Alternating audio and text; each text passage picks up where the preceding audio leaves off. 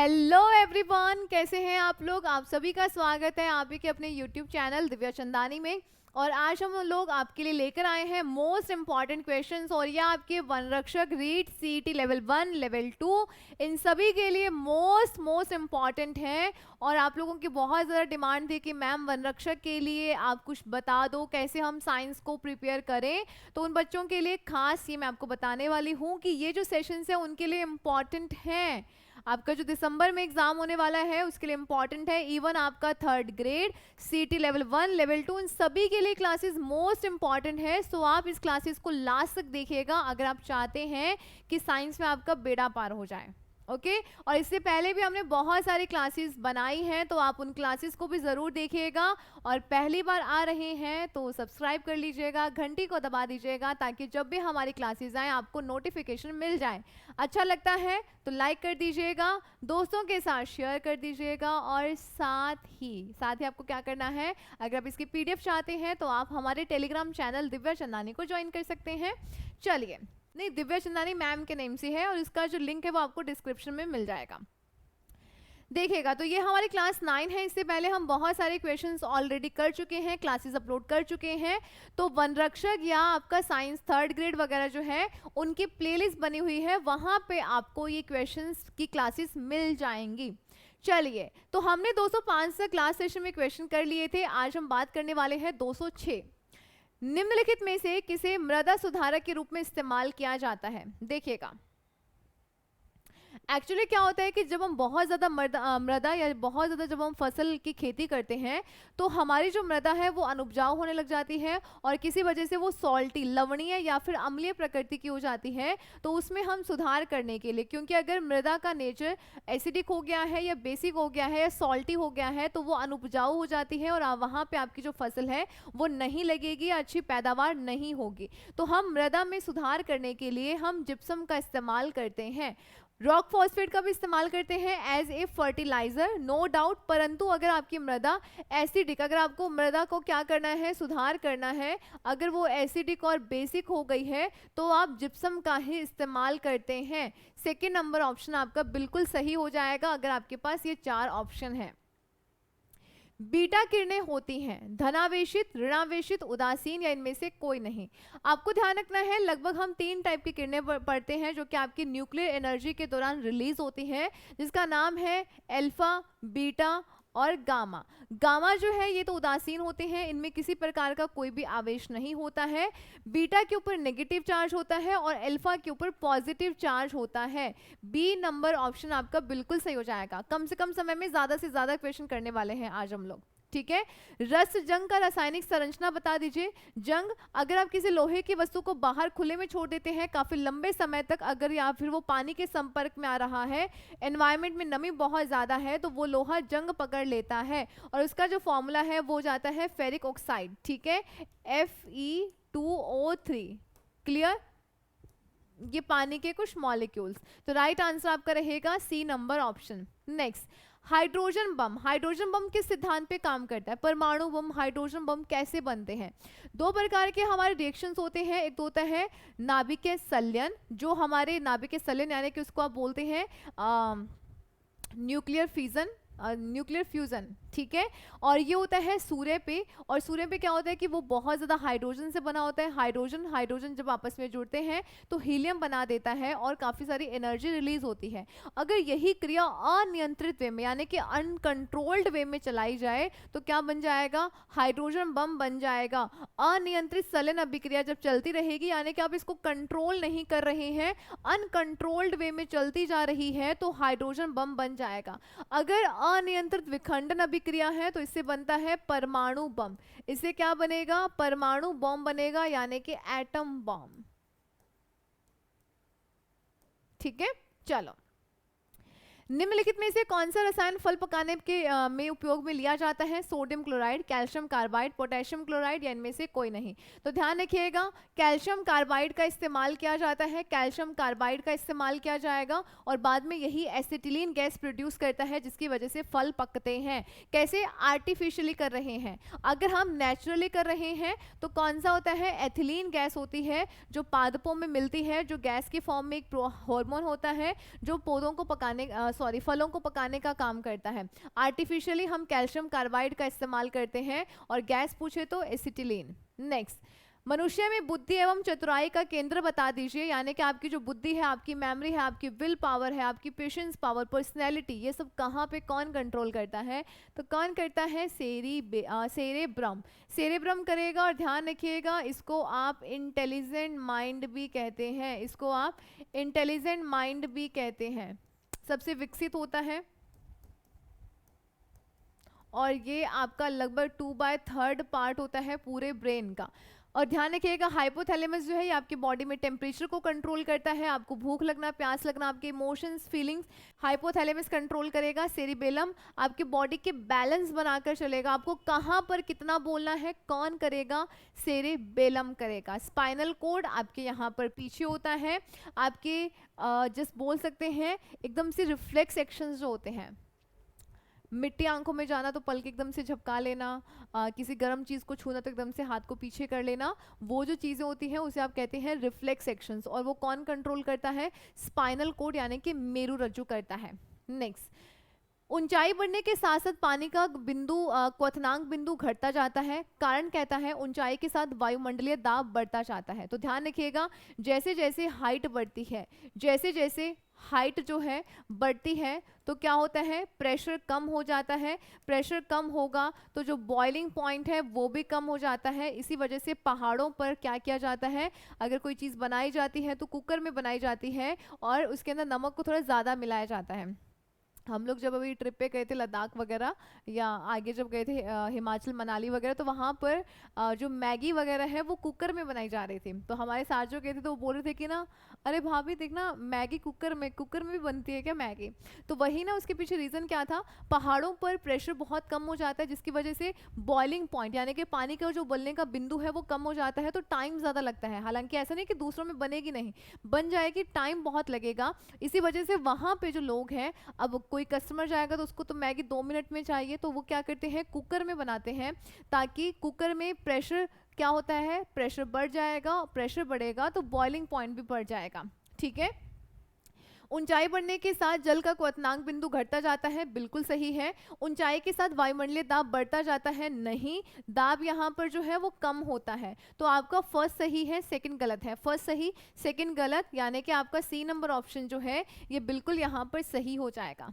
Next, सामान्य fertiliser में जिन 3 तत्वों की आवश्यकता होती है प्लांट्स को, वो कौन से हैं? तो ध्यान रखिएगा प्लांट्स को चाहिए नाइट्रोजन, पोटेशियम और फास्फोरस। क्या चाहिए? बी नंबर ऑप्शन आपका बिल्कुल सही होगा।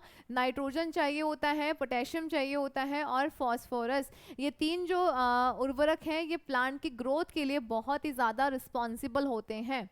नेक्स्ट, कृत्रिम सैटेलाइट के अंदर व्यक्ति भारहीन महसूस करता है क्योंकि पृथ्वी के आकर्षण का बल उस स्थान पर शून्य होता है, चंद्रमा के आकर्षण के बल के द्वारा संतुलित होता है, अभिकेंद्रीय बल के समान होता है, यह सैटेलाइट के विशेष डिजाइन के कारण प्रभावहीन होता है।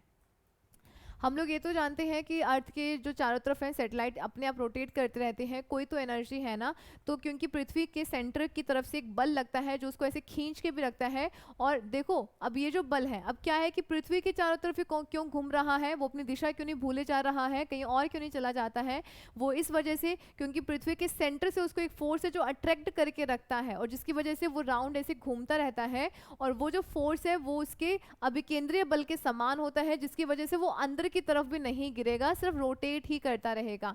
तो सी नंबर ऑप्शन यहाँ पर बिल्कुल सही हो जाएगा। नेक्स्ट, जब बस अचानक से मुड़ती है तो बस में खड़ा व्यक्ति बाहर की ओर गिरता है। ऐसे मुड़ेगी और व्यक्ति अपनी जगह पे वहीं रहने का प्रयास करता है, किसकी वजह से? जड़त्व की वजह से। तो जैसे ही बस यूं मुड़ती है आदमी वहीं पे खड़ा रहता है और वो उसको बाहर की तरफ झटका लगता है, किसकी वजह से? इनर्शिया की वजह से। और इनर्शिया कैसा है? क्योंकि बस में क्या है? मोमेंट है, बस चल रही है, गति है, तो कैसा जड़त्व है? इनर्शिया ऑफ डायनेमिक यानी कि गति का जड़त्व है। ठीक है, इनर्शिया ऑफ मोशन है। इसी वजह से आदमी जो है, अब यहाँ पर इस प्रकार से है, मान लीजिएगा यहाँ पे बस है, ठीक है, आदमी खड़ा है, जैसे ही टर्न करेगी वो आदमी अपनी जगह पे खड़े रहने की कोशिश करता है इनर्शिया की वजह से, और उसको बाहर की तरफ एक झटका लगता है। पौधों और जंतुओं में कार्बोहाइड्रेट किस रूप में संचित होता है? थोड़ी देर पहले ही करवाया था, सॉरी मतलब लास्ट क्लास में हम लोगों ने इसको किया भी था। तो प्लांट के अंदर तो क्या होता है, स्टार्च के फॉर्म में होता है, और जंतुओं में ग्लाइकोजन की फॉर्म में होता है। जब आप इन ऑप्शंस को देखेंगे, राइट आंसर आपका होगा स्टार्च और ग्लाइकोजन। क्या होगा? स्टार्च और ग्लाइकोजन। आपको खुद से अपना इवैल्यूएशन करना है कि आपके कितने क्वेश्चंस करेक्ट हो रहे हैं, और मुझे कमेंट सेक्शन में बताना है कि आपके कितने प्रश्न सही हुए हैं। अच्छा लगता है तो लाइक और दोस्तों के साथ शेयर करना है और चैनल को सब्सक्राइब कर लेना है। नेक्स्ट 218, निम्नलिखित में से कौन सा प्रक्रम वायुमंडल में CO2 मुक्त नहीं करता है? कौन सा ऐसा प्रोसीजर है जिससे वायुमंडल में CO2 नहीं जाएगी? उत्पादकों की श्वसन क्रियाएं। उत्पादक या प्रोड्यूसर कौन होते हैं? प्लांट। प्लांट जब श्वसन की क्रिया करते हैं, नो डाउट CO2 रिलीज होती है, ठीक है। उपभोक्ता यानी कि हम लोग जो प्लांट के ऊपर डिपेंड करते हैं, तो हमारी जो रेस्पिरेशन की प्रक्रिया होती है, तो ध्यान रखिएगा CO2 यहाँ पर रिलीज होती है। कार्बनिक अपशिष्ट अगर जलते हैं, कोई भी कार्बन का पदार्थ जलाओगे, जैसे कि कोयला है, पेट्रोल है, कागज है, लकड़ी है, तो क्या होगा? CO2 यहाँ पर भी रिलीज होगी।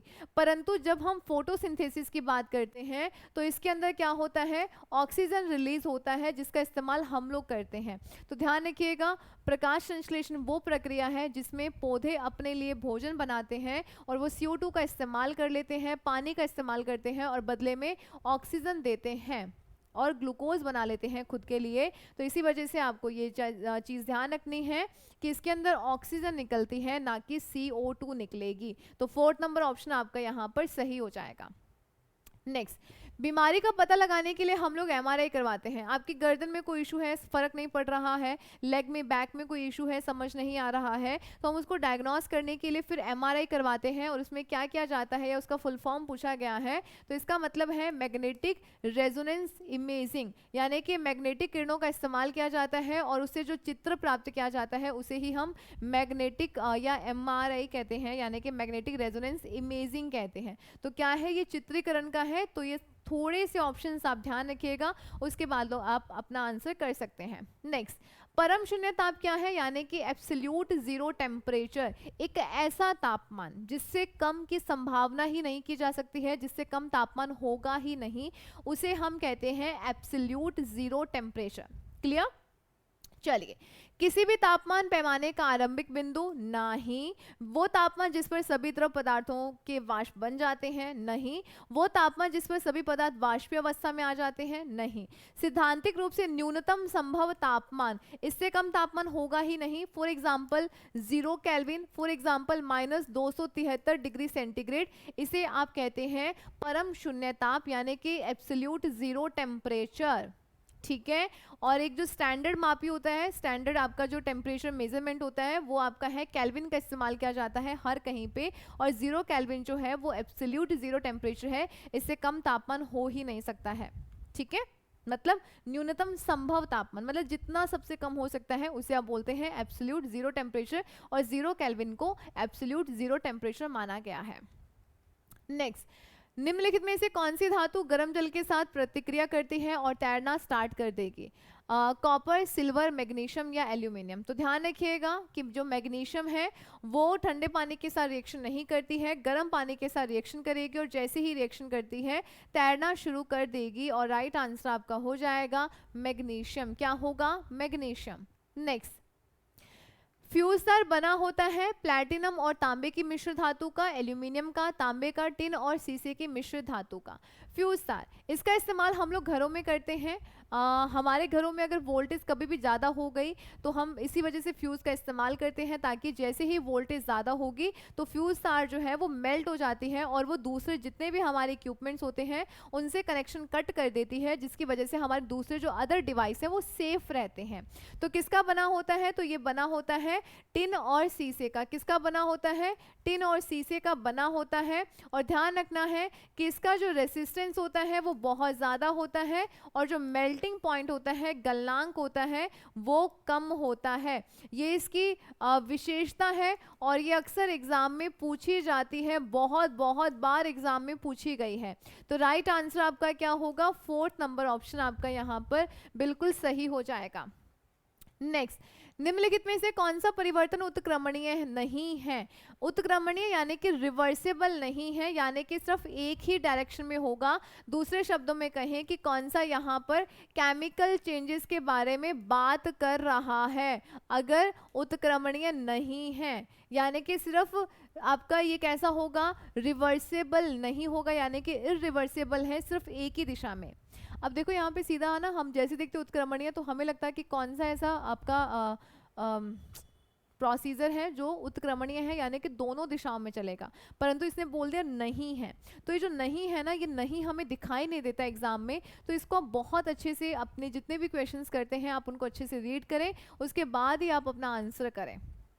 ठीक है, देखिएगा, लोहे पर जंग लगना, लोहे पर जब जंग लगती है तो ध्यान आपको ये रखना है कि वो एक बार के लिए लोहा खराब हो गया, उसके बाद में आप उसको सही नहीं कर सकते हैं। कैसा है, केमिकल चेंजेस है, और यही आपसे पूछा गया था। तो फर्स्ट नंबर ऑप्शन ही हमारा यहाँ पर सही हो जाता है। बाकी भी देख लेते हैं। नमक का पानी में घुलना, ये आपका भौतिक है यानी कि फिजिकल है। उसके अलावा बर्फ का पिघलना, ये भी आपका भौतिक है। और कार्बन डाइऑक्साइड का CO2 में ये कहता है CO2 आपकी जो गैस है उसका बर्फ में बदल जाना, यानी कि सॉलिड फॉर्म में कन्वर्ट हो जाना, तो ये भी कैसा है, भौतिक ही है, क्योंकि इसका केमिकल कॉम्पोजिशन जो है ये वो सेम रहा, कुछ बदला नहीं। पहले भी CO2 था, अभी भी CO2 है, बस पहले गैस था, अब सॉलिड में बदल गया है। ठीक है, चलो, तो फर्स्ट नंबर ऑप्शन आपका सही हो जाएगा। यदि विद्युत प्रतिरोध को कम करना है तो प्रतिरोधों की संख्या को किस क्रम में जोड़ा जाना चाहिए? श्रेणी क्रम, समानांतर क्रम, मिश्रित, या इनमें से कोई नहीं। अगर आप चाहते हैं कि आप रेसिस्टेंस को कम करें तो आप इसको कुछ इस प्रकार से जोड़ सकते हैं, और इस क्रम को कहा जाता है क्या? इस क्रम को कहा जाता है समानांतर क्रम कहते हैं। इसको आप क्या बोलते हैं? समानांतर क्रम कहते हैं, पैरेलल अरेंजमेंट कहते हैं। इसमें क्या होगा, रेसिस्टेंस की मात्रा कम हो जाएगी। अगर आप रेसिस्टेंस बढ़ाना चाहते हैं तो आप इसको कुछ इस प्रकार से सीरीज में अरेंज करेंगे। ठीक है, सीरीज में अरेंज करेंगे तो यहाँ पर रेसिस्टेंस बढ़ जाएगा, तो हमें चाहिए कम, तो कम के लिए हम इसको समानांतर क्रम में जोड़ेंगे। हमारे घरों में जितना भी अरेंजमेंट होता है वो इसी क्रम में होता है। अगर बाय चांस एक का कनेक्शन यहाँ से कट हो गया तो बाकियों पे कोई फर्क नहीं पड़ेगा। होता है ना हमारे घरों में, अगर कोई लाइट, ट्यूबलाइट, पंखा या कुछ खराब हो जाता है, जबकि दूसरे इक्विपमेंट्स तो चलते रहते हैं, और अगर यही हमने सीरीज में किया होता तो जैसे ही यहाँ से ये कनेक्शन कट हुआ बाकी आगे वाले जो इक्विपमेंट है वो भी नहीं चलते। तो इसी वजह से जो अरेंजमेंट है वो किया जाता है किसमें? समानांतर क्रम में, बट फ्यूज को हम जोड़ते हैं श्रेणी क्रम में। नेक्स्ट, क्रिस्टल की संरचना को जानने के लिए इनमें से किसका इस्तेमाल किया जाता है? कोई भी क्रिस्टल है, कोई भी आपके पास अणु है जिसको आपके अंदर की संरचना जानना है, डीएनए की संरचना जानना है, तो इन सब के लिए, कोई डायमंड अंदर से टूटा हुआ तो नहीं है, हीरा, उसकी संरचना को जानना है तो हम एक्स किरणों का इस्तेमाल करते हैं। हम किस किरणों का इस्तेमाल करते हैं? एक्स किरणों का इस्तेमाल करते हैं। सिक्योरिटी पर्पज के लिए भी एक्स किरणों का ही इस्तेमाल किया जाता है। कोई डायमंड है, कोई भी इंपॉर्टेंट धातु है, उसके अंदर से चेक करना है तो एक्सरे का ही इस्तेमाल किया जाता है। नेक्स्ट, विटामिन B6 का केमिकल नेम बता दीजिए। पायरोडॉक्सिन, बायोटीन, एस्कॉर्बिक एसिड या फिलोक्विनोन। तो ध्यान रखिएगा B6, और इसकी कमी से क्या हो जाता है? माइल्ड एनीमिया हो जाता है। इसकी कमी से क्या हो जाता है? माइल्ड एनीमिया हो जाता है, और ए नंबर ऑप्शन आपका सही हो जाएगा। बायोटीन B7, एस्कॉर्बिक एसिड, यहाँ पर विटामिन C, उसके अलावा फिलोक्विनोन जो है ये आपका है के। ठीक है, तो राइट आंसर आपका क्या होगा? ए नंबर ऑप्शन आपका बिल्कुल सही हो जाएगा। नेक्स्ट, किसी व्यक्ति का पूरा प्रतिबिंब देखने के लिए एक समतल दर्पण की ऊंचाई कितनी होनी चाहिए? तो ये आपको ध्यान रखना है कि न्यूनतम ऊंचाई जो है उस व्यक्ति की ऊंचाई के आधी होनी चाहिए। अगर आधी ऊंचाई है तो आप यहाँ पर आराम से अपनी फोटो को देख सकते हैं। आधी से ज़्यादा कितना भी होगा आप आराम से देख पाएंगे, परंतु मिनिमम जो है वो आधा होना चाहिए। अगर आप 5 फुट के हैं तो आपका जो मिरर है वो 2.5 फुट का होना चाहिए, तब भी आप अपना पूरा इमेज देख पाओगे, अदरवाइज आप अपना पूरा ऐसे इमेज नहीं देख पाओगे। हम लोग कहीं जाते हैं, तैयार होते हैं, तो हमें क्या चाहिए, हमें चाहिए ना, हमने जो भी आउटफिट पहना है, जो भी हमने ड्रेस पहनी है, तो हमें पूरा अपना फोटो देखना है, मतलब पूरा ऊपर से लेके पाँवों तक कि हमारे जो सैंडल है, जो हमारे शूज़ है, वो हमें कैसे लग रहे हैं, ड्रेस के साथ मैच हो रहे हैं नहीं। तो इसके लिए अब हमें क्या चाहिए, जितनी आपकी हाइट है कम से कम उसका आधा होना चाहिए, उससे ज़्यादा कितना भी है चलेगा, परंतु मिनिमम आधा होना चाहिए अगर आपको पूरा अपना फोटो देखना है। ठीक है, नेक्स्ट, प्रकाश की गति किसके बीच में से जाते हुए न्यूनतम होगी। तो यहाँ पे मैं आपको बता दूं थोड़ा सा स्पीड ऑफ लाइट की अगर हम बात करते हैं, तो आपको यहाँ पर ध्यान रखना है कि निर्वात यानी कि जो वैक्यूम है, वैक्यूम के अंदर प्रकाश की स्पीड सबसे ज़्यादा, उसके बाद में आता है गैस, उसके बाद में आता है कोई तरल यानी कि लिक्विड मीडियम, और फिर आता है ठोस मीडियम। तो ध्यान रखना है किसमें सबसे कम होगी, तो ठोस जो है, ठोस की अगर बात करते हैं, वायु निर्वात जल कांच, तो कांच जो है यहाँ पे सॉलिड रहेगा, आपका ए नंबर ऑप्शन यहाँ पर बिल्कुल सही हो जाएगा। क्लियर। नेक्स्ट, पृथ्वी के घूर्णन की दिशा क्या है, पृथ्वी जो घूमती है उसकी घूर्णन की दिशा आपको बतानी है। पृथ्वी अपने अक्ष पर पश्चिम से पूर्व की ओर घूमती है, आपका सी नंबर ऑप्शन जो है ये बिल्कुल सही हो जाएगा। और कितना, 23 घंटे 56 सेकेंड, सॉरी 56 मिनट और 4 सेकेंड में अपना एक जो राउंड है अपने अक्ष पे वो पूरा कर लेती है। नेक्स्ट देखो, कोहरे में देखना मुश्किल क्यों होता है, आपने देखा है कि कोहरे में आपको सही से दिखाई नहीं देता है, अब ऐसा क्यों होता है, क्योंकि आपको ध्यान रखना है कोहरे में क्या होते हैं कि बहुत सारे कई बार डस्ट पार्टिकल भी होते हैं, धुआं सा मिक्स होता है, तो उसके अंदर जो प्रकाश है वो उसका परिकीर्णन हो जाता है, बिखराव हो जाता है, जिसकी वजह से आप देख नहीं पाते हैं। तो प्रकाश की किरणें जो है कोहरे की बूंदों से बिखर जाती हैं, स्कैटर्ड हो जाती हैं, प्रकीर्णित हो जाती हैं, जिसकी वजह से आपको दिखाई नहीं देता है। सी नंबर ऑप्शन आपका यहाँ पर, सॉरी बी नंबर ऑप्शन जो है ये आपका यहाँ पर सही हो जाएगा। क्या हो जाती है, बिखर जाती है, स्कैटर्ड हो जाती है, यहाँ पे उसका स्कैटरिंग हो जाता है। नेक्स्ट, भू-स्थिर उपग्रह की समयावधि बता दीजिए। आपको बताना है कि अगर कोई ऐसा उपग्रह अगर आप उसको भू-स्थिर कक्षा में कर रहे हैं, जियोसिंक्रोनस कक्षा में अगर आप उसको एस्टेब्लिश कर रहे हैं, तो उसकी गति, उसका टाइम अवधि क्या होगा, तो ध्यान रखना है 24 घंटे।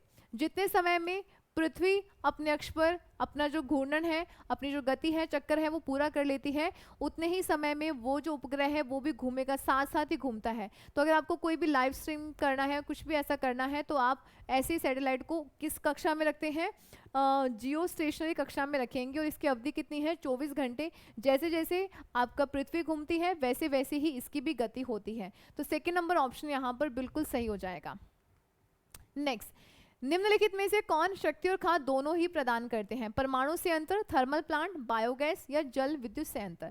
बाकी आप देखेंगे तो आपको क्या मिलती है, एनर्जी, परंतु बायोगैस जो प्लांट है यहाँ से आपको फर्टिलाइजर भी मिलता है, गैस निकल जाएगी जो कि मीथेन की फॉर्म में होती है, बाद में जो भी अपशिष्ट बच जाता है उसे ही आप क्या बोलते हैं, बायो फर्टिलाइजर, उसे आप क्या बोलते हैं, बायो फर्टिलाइजर भी आपको मिल जाता है, जैव उर्वरक। क्योंकि ना बहुत सारा डंक वगैरह आप उसमें डालते हैं, बहुत सारे जैसे कि फलों के छिलके वगैरह सब डाला, और जैसे जैसे वो सड़ते रहते हैं तो उनसे गैस निकलती है, और जो बाकी जो अपशिष्ट बच जाता है वो एक खाद बन जाता है। तो इस प्रोसीजर में आपको एनर्जी भी मिली और आपको फर्टिलाइजर भी मिला। तो यहाँ पर सी नंबर ऑप्शन आपका बिल्कुल सही हो जाएगा। आज की डेट में हम लोग इतने ही क्वेश्चंस करने वाले हैं, बाकी के क्वेश्चंस हम लोग कल करेंगे। छोटी क्लासेस इसी वजह से हैं ताकि कम समय में आपके ज़्यादा क्वेश्चंस भी हों और आप पूरी क्लास को देख पाएँ। अगर आप देखते हैं यहाँ तक पहुँच गए हैं तो लाइक कर दीजिएगा, और अपने चैनल मतलब इस चैनल को सब्सक्राइब कर लीजिएगा अगर आपने अभी तक नहीं किया है, और कॉमेंट करके ज़रूर बताइएगा कि आपको क्लास कैसी लगी। मिलते हैं कल, टेक केयर, बाय बाय।